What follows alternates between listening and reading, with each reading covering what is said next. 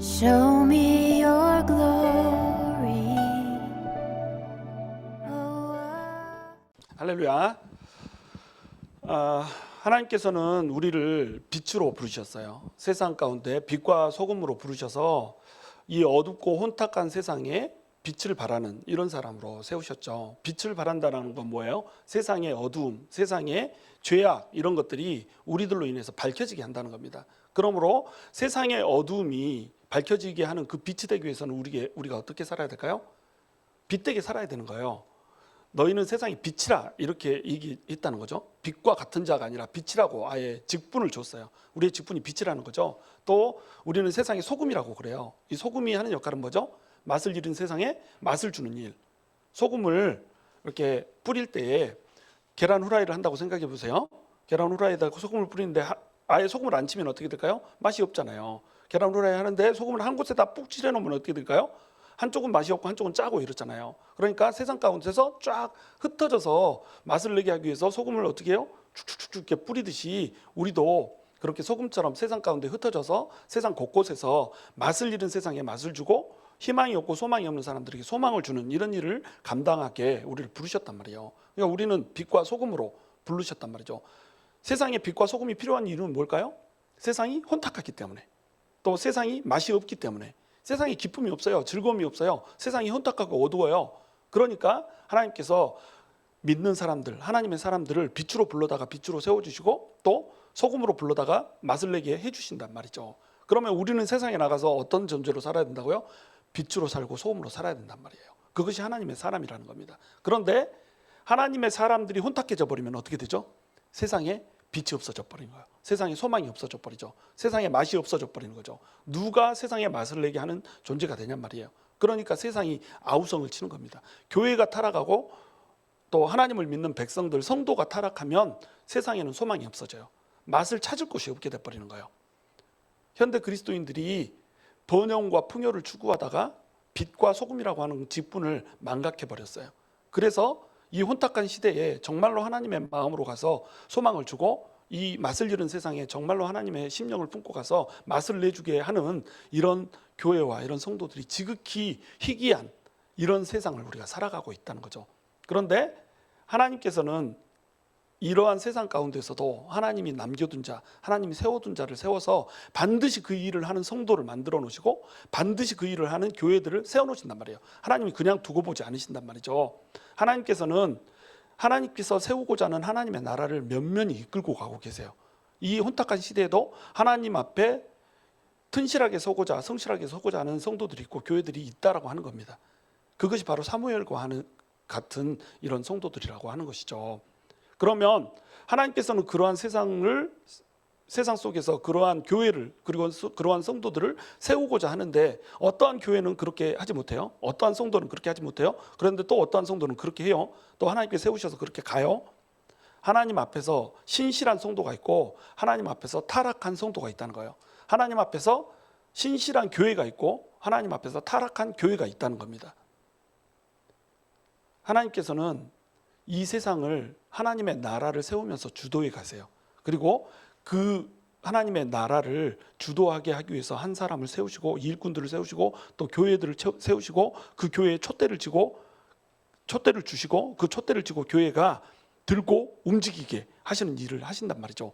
그런데 이 일에 하나님의 백성이라고 하면서도 부합하지 못하는 사람들이 있단 말이에요. 그러면 그 책임은 누가 진다는 거예요? 그 사람이 진다는 겁니다.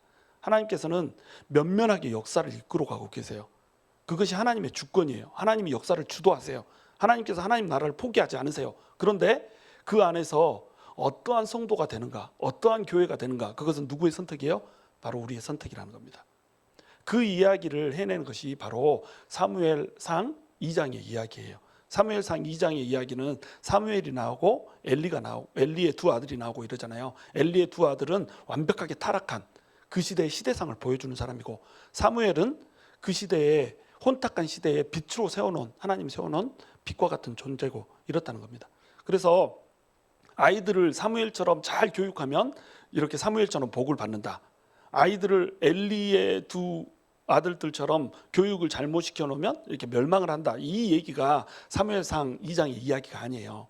사무엘상 2장의 이야기는 혼탁한 시대에 빛으로 사람을 세우시고 역사를 이끌어 가시는 하나님, 그 안에서 하나님 편에 서서 하나님의 역사의 그 물줄기 속에 작은 물방울을 보태고 또 하나님의 나라를 이끌어가는 데 있어서 빛과 소망으로 서는 사람 한 사람과 그렇지 못하여서 혼탁한 시대에 동화되어 버린 하나님의 백성, 이 사람을 비교하면서 설명을 하는 겁니다. 그래서 사무엘 한 번 얘기하고 엘리의 두 아들 얘기하고 또 사무엘 얘기하고 엘리의 두 아들 얘기하고 또 사무엘 얘기하고 이런 식으로 번갈아 가면서 얘기를 하면서 하나님의 백성이 어떻게 살아야 되는지, 하나님의 나라는 영구하게 계속 흐르게 될 텐데 그 하나님의 장구한 그 흐름 속에서 하나님의 백성은 어떠한 태도를 취해야 되는지, 어떠한 자로 서야 될 것인지, 이 이야기를 지금 사무엘상 2장에서는 해주고 싶은 거예요.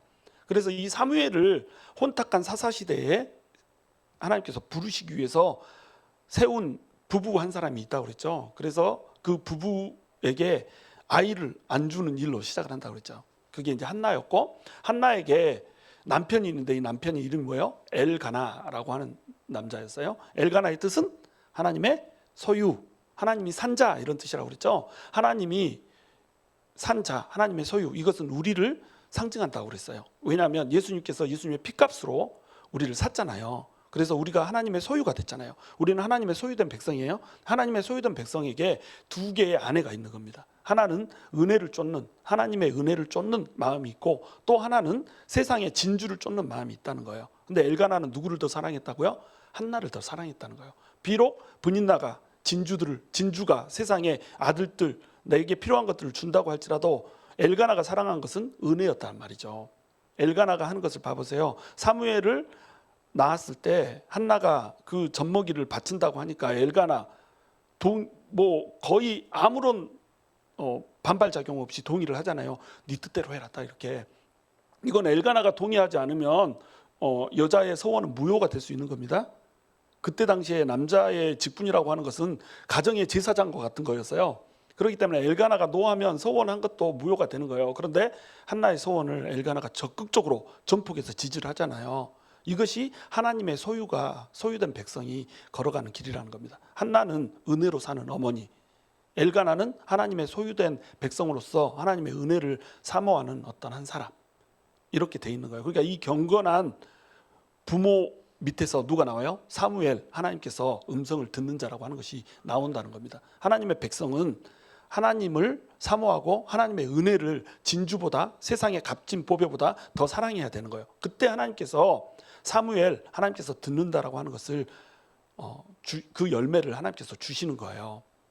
근데 이 한나가 사무엘을 얻고 나서 나에게 다른 아들들도 주세요 이렇게 기도를 하나요? 안 하죠. 한나가 사무엘을 구한 이유는 뭐였냐면 그 이름의 뜻대로 하나님의 은혜를 구했던 거예요. 다른 사람들도 다 아들을 갖는데, 아들을 통해서 전부 다 유업을 갖는데 나도 그런 거 갖고 싶어요. 진주를 구한 게 아니란 말이죠. 한나는 은혜를 구했단 말이에요. 왜냐하면 그때 당시에 아들을 못 낳는다라고 하는 것은 하나님의 은혜가 끊겼다라고 하는 것을 상징하는 거거든요. 그러니까 분인나가 하나님으로부터 저주받은 것이 감히 첫 번째 아내라고 이렇게 남편한테 사랑을 받냐, 왜 이렇게 꼬리를 치냐, 막 이런 식으로 막 격동을 하고 이럴 때 한나가 하나님 앞에 가서 울면서 울부짖으면서 소리도 밖으로 내지 못하고 울 때만 소리 내고 이 입을 웅얼거리면서 기도를 하는 그런 자리에 섰다고 그랬잖아요. 왜? 하나님의 은혜를 사모했거든요. 하나님으로부터 부어지는 그 은혜가 중요했거든요. 그러니까 아들을 주시면 그 아들을 바치겠노라고 기도를 한 거예요. 아들을 열어주세요, 그 중에 하나 바칠게요, 이거 아니란 말이죠. 하나님으로부터 아들을 주세요, 이 아들을 하나님께 내가 바칠게요. 하나님한테 바칠 거면 뭐하러 아들을 달라고 합니까?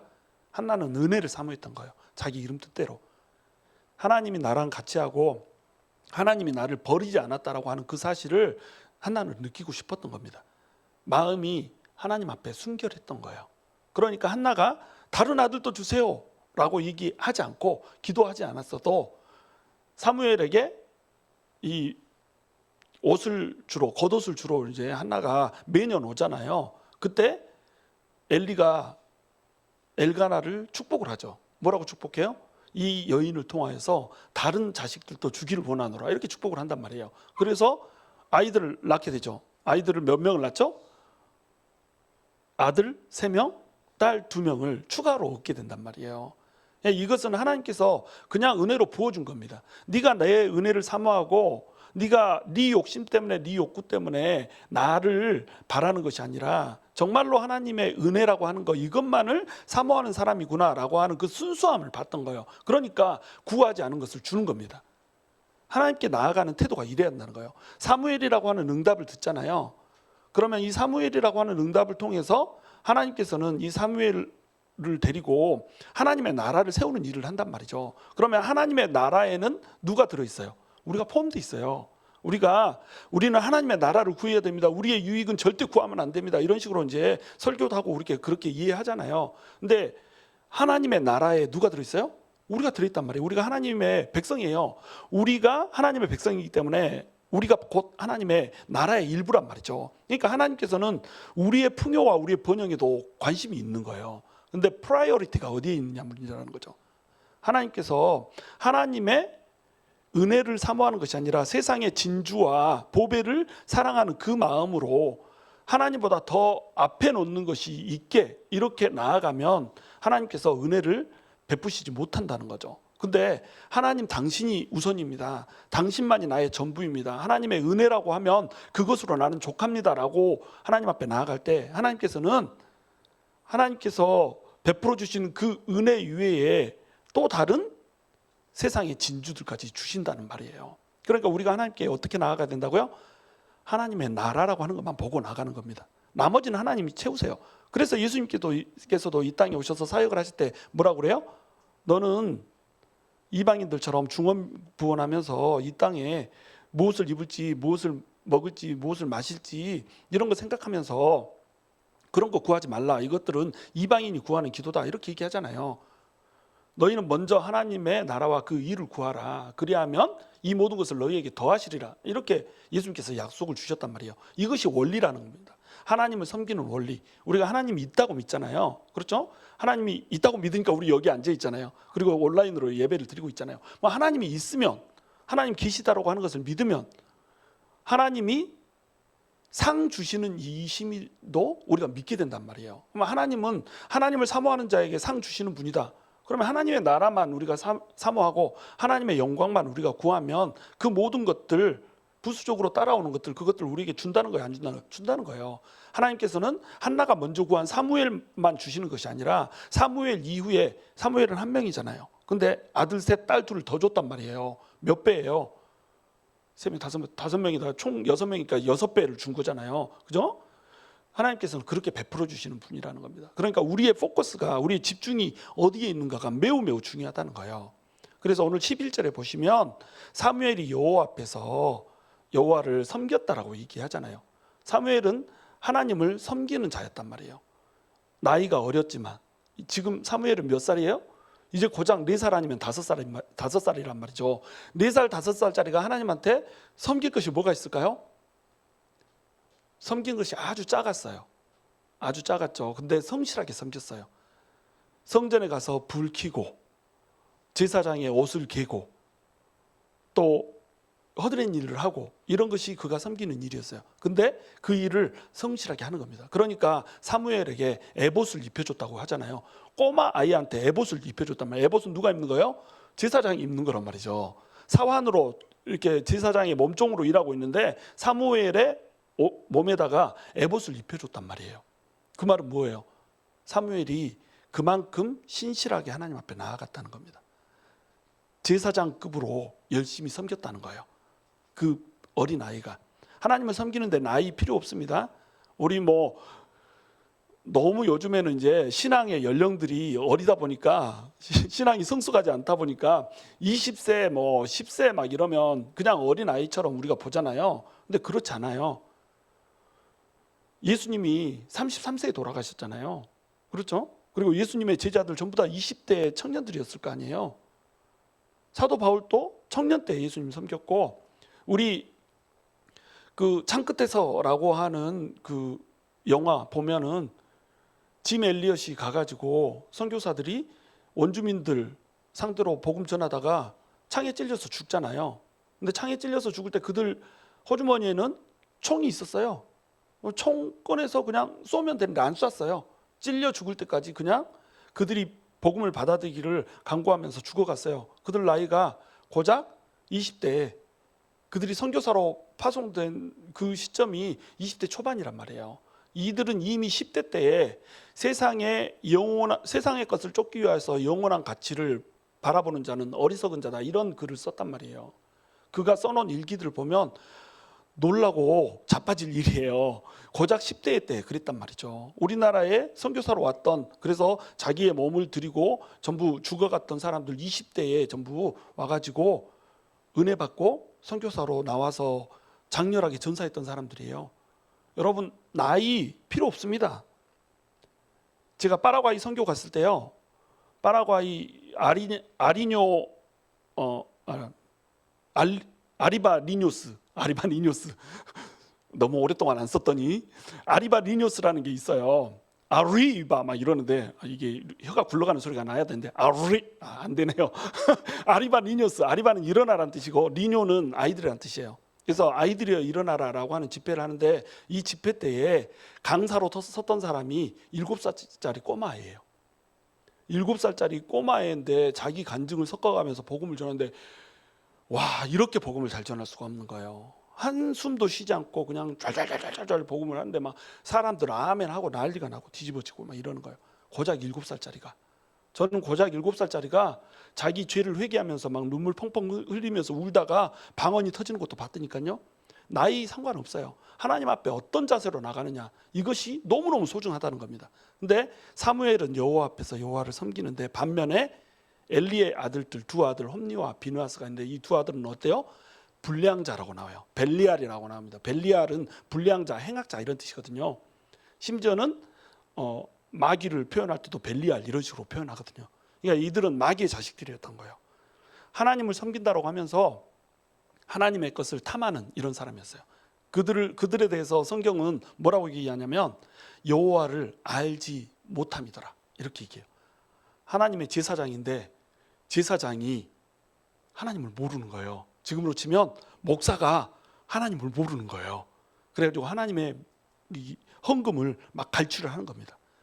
제사를 드리려고 모든 사람들이 실로에 와서 제사를 드리고 있는데, 이것을 갈고리로 긁어 사환들을 시켜가지고, 사환들이 이 창이 3개 달린 꼬챙이 가지고 찍어서 고기 삶고 있으면 거기에서 먼저 딱 찍혀서 올라오는 거 자기가 갖는 거예요. 그리고 이것을 날 것으로 고기를 내놔라. 제사를 드리러 와가지고 제사 드리려고 하는데, 제사를 드릴 때는 기름진 것을, 옛날엔, 지금은 기름진 거 이제 성인병 걸린다고 안 먹지만 그때 당시만 해도 기름진 것이 최고의 고기로 이제 알았단 말이에요. 지금도 뭐 사실은 기름기가 좀 있어야 고기가 맛있잖아요. 마블링이 잘 된 거 이런 거 우리 먹잖아요. 마블링이 뭐예요? 기름이 낀 거예요.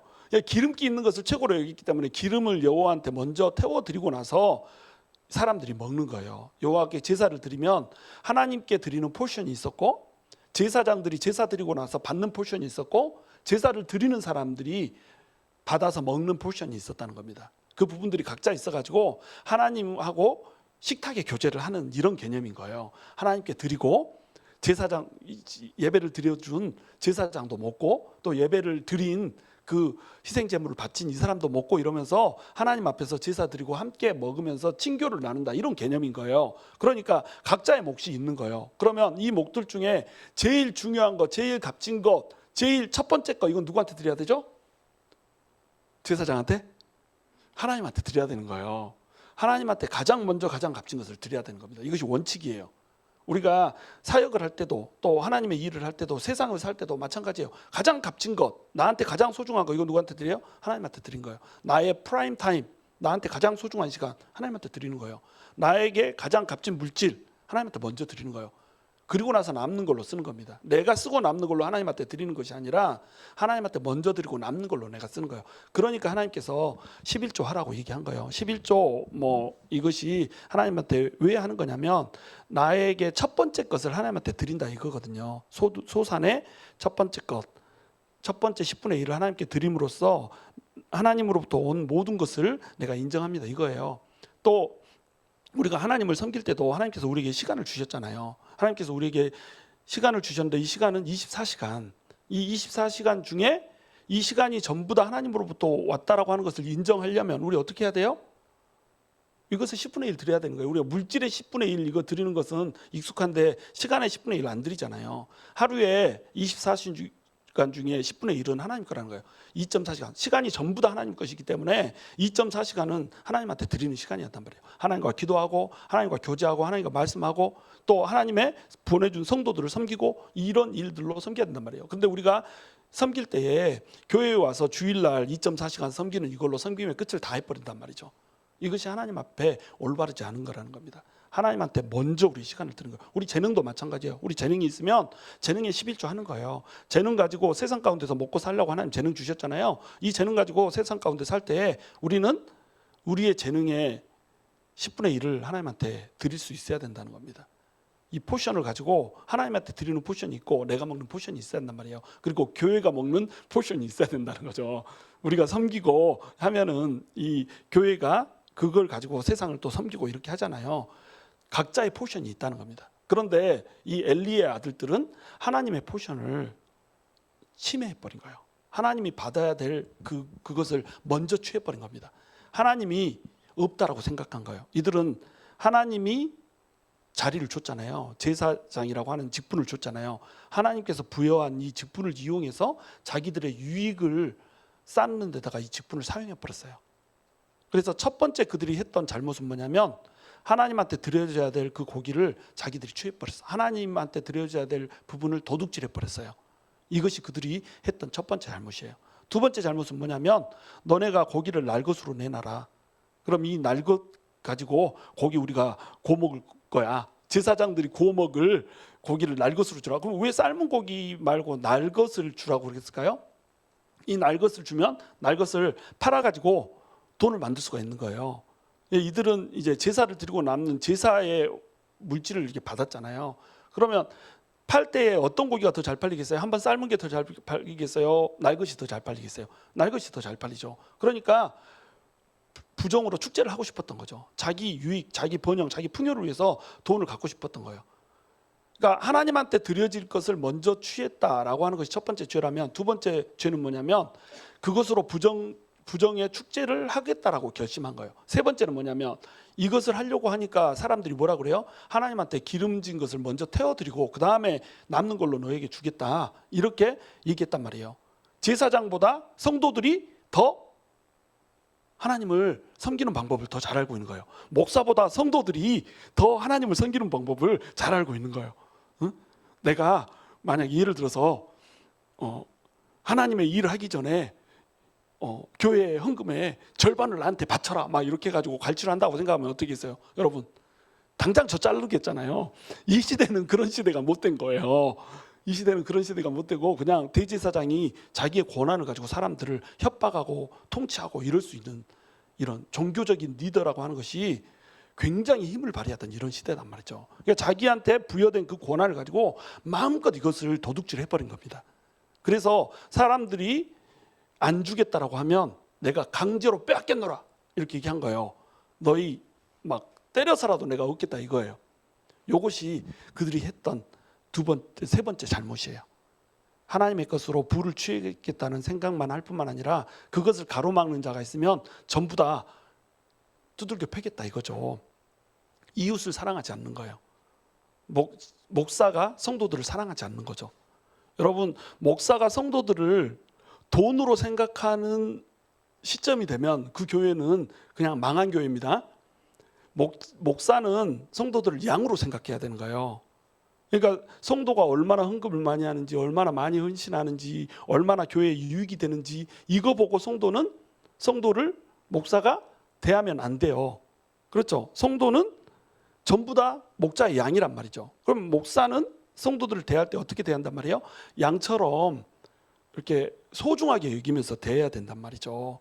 양을 보살피고 키우고 어떻게 하든지 상처로부터 벗어나서 회복되게 하고 치유되게 하고 이들이 하나님을 알게 하고 하나님 앞에 자라게 하고 하나님께 온전한 예배를 드리게 하고 이런 일을 하는 게 목사란 말이에요. 근데 목사들이 예를 들어서 성도들을 돈으로 본단 말이에요. 그래가지고 한 사람 늘었으니까 우리 교회에 헌금이 늘어나겠구나. 전도를 해야 되는데 전도할 때 전도를 좀 해야지 교회의 재정이 늘어나겠지. 이런 식으로 생각하면 그 교회는 소망이 없는 겁니다. 성도들이 어떠한 성도들이건 간에 양이란 말이죠. 그렇게 해야 된단 말이에요. 그것이 목자가 취해야 될 자세란 말이죠. 근데 이들은 그렇게 하지 않았단 말이에요. 이들은 실로로 찾아오는 제사를 드리려고 오는 그 모든 사람들이 다 뭘로 보였어요? 돈으로 보였다니까요. 가져오면 이 고기들 이거 다 돈이잖아. 이거 팔아서 내 재물 쌓겠다 이거지. 이런 식으로 하나님의 백성들을 대했단 말이에요. 이것이 그들의 세 번째 잘못이었어요. 그들의 네 번째 잘못은 뭐냐면 회막문에서 수종을 들고 있는 여자들과 동침을 해버렸어요. 여자들과 동침을 했어. 한 여자를 건드린 게 아니야. 그냥 여자들과 동침을 하면서 난잡하게 이러한 행위를 한 거예요. 그러한 행위를 한 것도 뭘 이용해서? 자기의 권력을 이용해서. 이런 식으로 성적인 부도덕을 그들이 저지르게 된 겁니다. 그러니까 하나님께서 이것을 보면서 어떻게 했어요? 자, 하나님에게 드려줘야 될 것을 자기들이 가져버렸지. 하나님의 이름을 사칭해서 자기들의 부를 축적했지. 자기들에게 하나님의 백성들을 맡겨줬는데 백성들을 사랑하고 백성들이 하나님을 알게 하는 것 대신 오히려 백성들을 협박하고 겁박하면서 그들을 뜯어냈지. 그 다음에 성적인 도덕까지 전부 다 망가뜨려 버렸지. 이 잘못들을 하니까 하나님께서는 이들을 어떻게 하겠다고 그런 거예요? 이들을 죽이기로 결정을 한 겁니다. 하나님께서는 이 아들들을 회개시켜서 돌이키려고 결정하지 않았어요. 왜냐하면 이것이 오래돼 버렸거든요. 지속적으로 이렇게 살았거든요. 이미 죽이기로 하나님께서 결정을 한 거예요. 그런데 엘리는 어땠어요? 엘리는 이 아들들을 제대로 다스리지 못한 겁니다. 내가 너네가 그랬다는 소리를 들었는데 왜 그렇게 하니? 회막문에서 수종드는 여자들과 잠을 자기 전에는 아예 뭐라고 욕하지도 않았어요. 그냥 그런 소문을 들었어도 가만히 있었어요. 아유, 이놈 새끼들 속으로만 이렇게 생각하고 있었던 거예요. 가르치지를 않아. 그리고 회막문에서 이제 여자들과 잠을 잤다는 이런 소문이 나니까 이거는 진짜 안 되겠거든. 그래서 이제 얘기를 하기 시작하는 거예요. 왜 그랬니? 왜 그랬니를 물어보면 안 되는 거예요. 왜 그랬니가 중요한 게 아니에요. 자, 회막문에서 수종드는 여자들과 잠을 잤는데 왜 그랬어? 그 여자들이 그렇게 이뻤어? 이거 물어보고 있으면 되겠어요? 아니죠. 그것에 대해서 정확히 잘못된 것에서 벌을 줘야 되는 거죠. 이 시대는 율법의 시대잖아요. 율법의 시대는 하나님에게 잘못된 불을 드리기만 해도 하나님께서 죽이는 이런 시대였단 말이죠. 근데 하나님께서 데려가는 그것을 취하는 대신에 시간을 주셨단 말이죠. 돌이킬 시간을 주셨단 말이죠. 근데 엘리가 그 자식들에게 왜 그랬어? 이러고 있는 겁니다. 그들을 제사장이 자리에서 쫓아내고 죽출하고 새로운 제사장을 세우든지 이걸 해야 될 거 아니에요. 그렇지 아니하고 그 아들들이 그렇게 하는 대로 그냥 말로만 꾸짖은 거예요. 그 아들들이 아버지의 말을 들어요, 안 들어요? 안 들어요. 이미 마음이 타락했거든요. 그리고 안 듣는 이유를 뭐라고 하나님께서 설명하세요? 이미 죽이기로 결정하셨다고 설명을 한단 말입니다. 왜냐하면 하나님의 이름을 이용해서 하나님 것을 찬탈했거든요. 하나님의 이름을 이용해 버리면 안 돼요. 우리가 교회 일을 하면서도 하나님의 이름, 세상을 살면서도 하나님의 이름을 가볍게 여기고 하나님이 없는 것처럼 이렇게 하면 안 돼요. 이렇게 우리가 도덕적으로 나쁜 일을 하고 우리가 무너질 때도 있고 막 이렇잖아요. 그 나쁜 일 할 때 하나님 이름 팔아서 하면 절대 안 됩니다. 여러분 큰일 나요. 하나님은 자기의 영광을 그 누구에게도 빼앗기를 싫어하세요. 우상 숭배를 하나님께서 싫어하시는 이유가 뭐예요? 하나님의 영광을 빼앗기기 싫어하는 겁니다. 그러니까 인간들끼리 스스로 범죄하고 마음이 타락해서 범죄하고 이런 거하고 그 범죄하는 것을 위해서 자기 유익을 위해서 또 자기를 위장하기 위해서 하나님을 이용해 먹는 거, 이것은 질적으로 다른 문제로 본단 말이에요.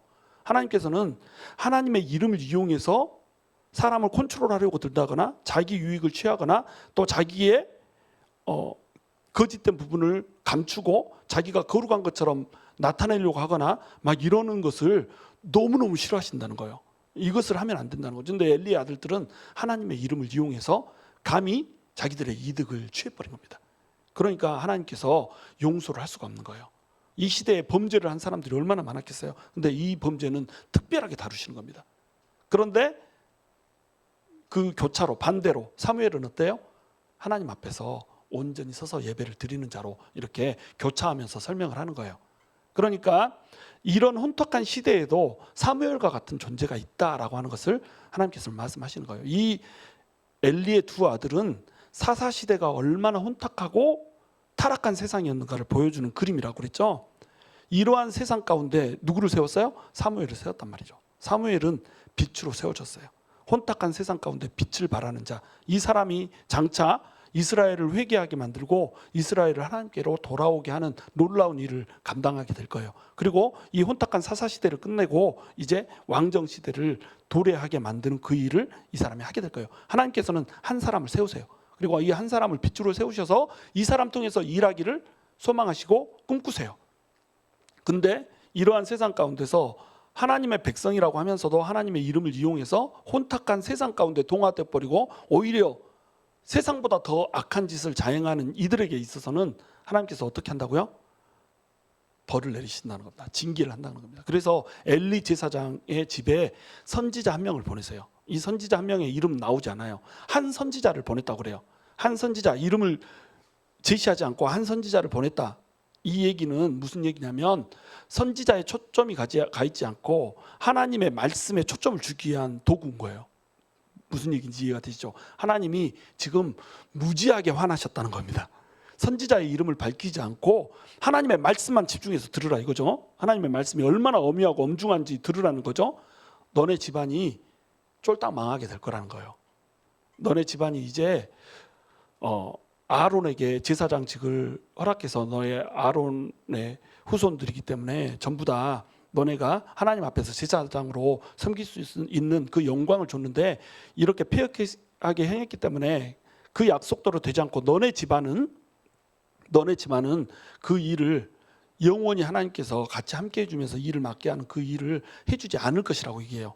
그럼 하나님이 약속을 어기신 건가요? 아론 가문에게 주신 약속을 어기신 건가요? 그건 아니죠. 왜? 아론 가문이 전부 다 엘리 가문은 아니니까. 아론의 자손들이 엄청 많잖아요. 그 아론의 전부 이 자손들이 많은데 그 자손들에게 준 제사장의 사명은 그대로 유효해요. 하나님의 약속은 유효해요. 근데 하나님께서 주신 그 약속에 벗어나 버린 사람이 있는 거예요. 그 엘리예요. 엘리는 아론 자손에게 약속한 그 언약에서 자기의 잘못된 악행으로 인해서 벗어나 버린 가문이 된 거예요. 엘리 가문에 지금 아론 자손에게 이러한 영광을 주겠다라고 한 것을 너네 가문한테는 안 줄 거야. 부분적으로 이 사람은 약속 안에 들어갈 수 없게 이렇게 만들어 버린 겁니다. 하나님이 얼마나 화났는지 아시겠죠? 왜 화나셨다고요? 하나님의 이름을 망령되이 일컬었거든요. 하나님의 이름을 사칭해서 자기의 영광을 구하고 자기의 유익을 구했거든요. 이것이 위험하다는 겁니다. 그래서 엘리의 두 아들들이 한날에 죽을 것이다 이렇게 얘기한 거예요. 그래서 이제 그 다음 장으로 넘어가면 엘리의 아들들이 진짜로 한날에 동시에 블레셋과 전쟁하다가 패해가지고 죽음을 당하게 돼버려요. 그리고 그 가문은 젊어서 죽는 사람들 투성이고 늙어서 죽는 사람이 하나도 없게 이렇게 해요. 자식들은 나아요. 근데 자식들이 자라기는 하는데 성장해서 또 제사장이 되기도 하고 막 이렇게 하는데 어떻게 된다고요? 늙어서까지 제사장직을 감당하는 사람 없이 전부 다 젊어서 죽어버린다는 이런 이제 저주를 받게 되는 거예요. 그리고 또한 너네가 지금 하나님의 재물을 탐했잖아. 하나님의 것을 탐해버렸잖아요. 자기 부정 축제를 하기 위해서 하나님의 물질 또 하나님께 드리는 이 제사 물을 횡령을 해버렸잖아. 지금으로 치면 교회 돈을 목사가 횡령을 해버린 거예요. 그러니까 너네 가문은 이제 은 하나, 떡 한 덩이를 얻어먹기 위해서 나에게 제사장직을 줘가지고 은 한 조각, 떡 한 조각 받게 해주세요. 이렇게 비는, 베깅하는 이런 상태가 될 거라는 거예요. 한마디로 빌어먹게 만들겠다는 거예요. 거지 가문이 되게 하겠다는 겁니다. 이렇게 엄중한 저주를 하나님께서 이 가정에 내린 거예요. 그러니까 엘리 가문이 실제로 이제 이렇게 되는 겁니다. 이 한 가지 이제 안타까운 것은 이 엘리 가문의 후손으로 태어난 사람 중에 아주 유명한 사람이 하나 있어요. 눈물의 선지자. 누구죠? 예레미야. 예레미야가 바로 이 가문 출신이었어요. 예레미야는 엄청나게 신실한 사람이었잖아요. 그렇죠? 하나님께서 어린 나이에 이 예레미야를 불렀어요. 어린 나이에 예레미야를 불러서 하나님을 위해서 정말 고초와 고난을 많이 겪었죠. 그런데 이 사람이 젊어서 순교를 하잖아요. 엘리에게 내렸던 예고, 예언, 이것이 예레미야한테도 동일하게 이루어지는 겁니다. 그러면 이제 우리 이렇게 볼 수 있잖아요. 한 사람이 그러면 아무리 잘해도 필요 없는 거예요? 예레미야의 죽음은 하나님의 예언이 이루어지기는 했지만 질적으로 다른 거라는 거예요. 몰락한 가문이지만 예레미야는 어땠어요? 하나님 앞에 신실하게 섰잖아요. 그러니까 하나님께서 하나님의 일을 하다가 죽을 수 있는 영광을 주는 거예요. 하나님의 이 자녀들에게 하나님께서 줄 수 있는 영광 중에 가장 큰 영광이 뭘까요? 순교의 영광이거든요. 하나님의 일을 하다가 하나님을 위해서 죽는 것, 이것을 가장 멋진 죽음이라고 하나님께서는 간주를 하세요. 왜냐하면 하나님의 나라에 갔을 때, 하늘에 갔을 때 받을 영광이 다르기 때문에 이것은 아무나 취하지 못해요. 하나님께서 허락하신 자가 취하는 거죠. 예레미야는 자기의 신실함, 자기의 신앙, 그것 때문에 하나님 앞에 영광스럽게 자기가 드려지는 삶을 살았어요. 이것이 자기 선택이죠. 하나님께서는 이 이스라엘이라고 하는 나라를 하나님의 나라로 세우기를 원했어요. 근데 이스라엘은 계속 피어가고 타락했어요. 그래서 사사시대에 혼란을 일으켰어요. 그러니까 사무엘이라고 하는 한 사람을 세웠죠. 그리고 나서 왕정시대를 세웠는데 왕정시대에서도 어땠어요? 이스라엘 백성들이 막 타락을 하죠. 솔로몬 시대에 타락을 해서 나라가 둘로 쪼개지죠. 그래서 하나는 여로보암한테 주고 하나는 르호보암한테 주죠. 여로보암을 세운 그 북이스라엘이 어떻게 돼요? 계속 타락의 길로 가잖아요. 타락의 길로 가서 결국에는 아수르에게 포로로 팔려가잖아요. 끌려가잖아요. 그리고 남유다는 계속 또 선한 왕도 있고 나쁜 왕도 있고 하고 지그재그 이렇게 가다가 어떻게 돼요? 결국 바벨론의 포로로 끌려가잖아요. 이것이 하나님의 백성으로 세운 사람들의 타락상이란 말이에요. 이렇게 타락하는 과정 가운데서도 하나님은 어떻게 하세요? 사람들을 끊임없이 세우는 거예요. 사사시대에 사무엘을 세워서 왕정시대를 이끌었다고 한다면 이 남유다의 포로 시대, 이 포로 시대는 누구를 세워요? 예레미야라고 하는 한 사람을 세우는 겁니다. 예레미야는 어떤 가문이에요? 저주가 받은 가문이란 말이에요. 저주가 받은 가문에서도 신실하게 서고자 하는 그 예레미야의 심령을 하나님께서 보셨기 때문에 하나님께서는 예레미야를 세우셔서 예레미야를 사용하신다는 거예요. 자, 역사의 장구한 흐름과 하나님의 예언과 하나님께서 바라시는 바와 그리고 한 사람의 역할, 이런 것들이 머리에 들어오세요? 하나님께서는 이 역사를 장구하게 흘러보내고 계세요. 그러면서 이 역사 속에서 하나님의 나라를 쭉 세워가고 계신단 말이죠. 이 하나님의 나라는 결국 누구에게 집중돼 있어요? 예수님한테 집중돼 있어요. 예수님이 하나님의 나라를 이끄는 왕이에요. 그래서 성경 전체가 주제가 뭐냐면 그리스도가 왕이 되신 하나님의 나라, 이것이 성경 전체의 주제예요. 주인공은 예수 그리스도, 이거란 말이에요. 그러니까 오늘 본문에서도 제사장 하나를 세우겠다고 얘기하잖아요. 너 대신 제사장 하나를 세우겠다. 이 제사장을 통해서 내가 하나님 나라를 이렇게 세울 것이다, 이렇게 얘기하잖아요. 이게 누구예요? 사무엘이에요. 근데 이 제사장을 통해서 어떻게 하겠다고 그래요? 영원히 하나님 나라를 세우겠다고 얘기하잖아요. 그럼 이 제사장은 누구를 얘기하는 거예요? 우리의 대제사장 대신 예수 그리스도를 의미하는 거예요. 그러니까 사무엘은 예수님을 예표하는 겁니다. 결국 영원한 하나님의 나라를 세우겠다라고 하는 하나님의 언약까지로 쫙 이어진단 말이에요. 너처럼 타락하고 하나님을 멸시하고 하나님을 우습게 여기는 사람 말고 진정한 하나님 나라의 왕, 하나님 나라의 제사장 세워서 하나님 나라를 세우겠다 이거예요. 이 하나님 나라를 세우고자 하는 하나님의 뜻은 변함이 없어요.